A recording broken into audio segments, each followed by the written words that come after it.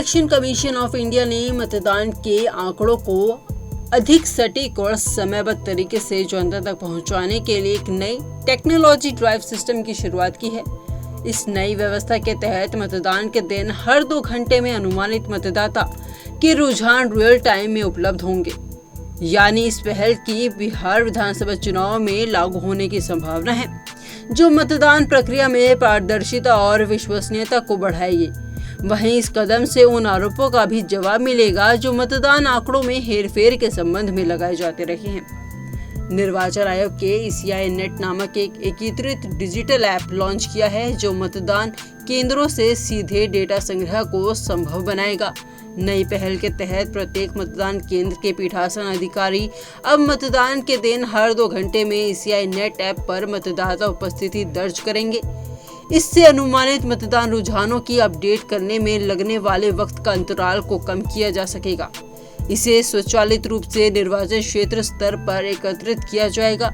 अनुमानित मतदान प्रतिशत रुझान पहले की तरह हर 2 घंटे में प्रकाशित होते रहेंगे। मतदान खत्म होने के तुरंत बाद PRO द्वारा मतदान केंद्र छोड़ने से पहले वोटर टर्नआउट डेटा को ऐप पर अपलोड किया जाएगा, जिससे अनुमानित मतदान प्रतिशत रुझान तुरंत उपलब्ध होंगे। साथ ही जहां मोबाइल नेटवर्क उपलब्ध नहीं होगा, वहां डेटा ऑफलाइन दर्ज किया जा सकेगा और नेटवर्क कनेक्टिविटी बहाल होने पर इसे फटाफट सिंक किया जाएगा। ये सुविधा विशेष रूप से बिहार जैसे राज्य में महत्वपूर्ण है, जहां कुछ क्षेत्रों में नेटवर्क की समस्या रहती है। इस नई व्यवस्था से मतदान के आंकड़े न केवल वक्त पर बल्कि निर्वाचन क्षेत्रावर सटीकता के साथ जनता के सामने होंगे।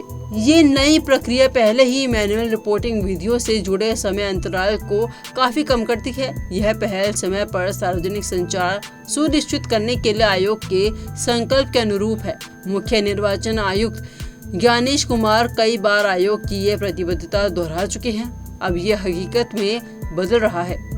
चुनाव संचालन नियम 1961 के नियम 49S के तहत पीठासन अधिकारियों और उम्मीदवारों द्वारा नामित पोलिंग एजेंट के साथ फॉर्म 17 भरने के साथ ही अपडेट हो जाएंगे, क्योंकि मतदान का समय और प्रक्रिया समाप्त होने पर मतदान केंद्र पर पीठासन अधिकारी और पोलिंग एजेंट अनिवार्य रूप से उपस्थित रहते हैं।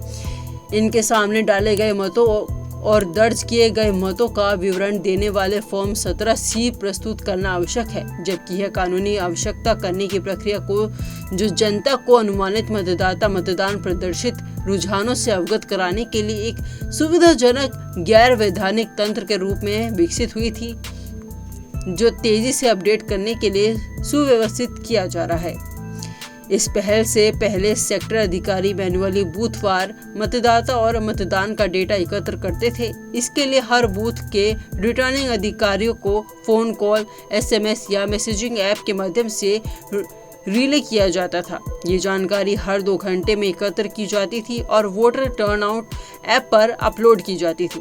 मतदान प्रतिशत के रुझान अक्सर घंटों बाद अपडेट किए जाते थे, जो देर रात या अगले दिन आने वाले भौतिक रिकॉर्ड पर आधारित होते थे, जिससे 4 से 5 घंटे या उससे अधिक की देरी होती थी, जिसके कारण कुछ लोगों में मतदान आंकड़ों को लेकर गलतफहमियां पैदा होती थी।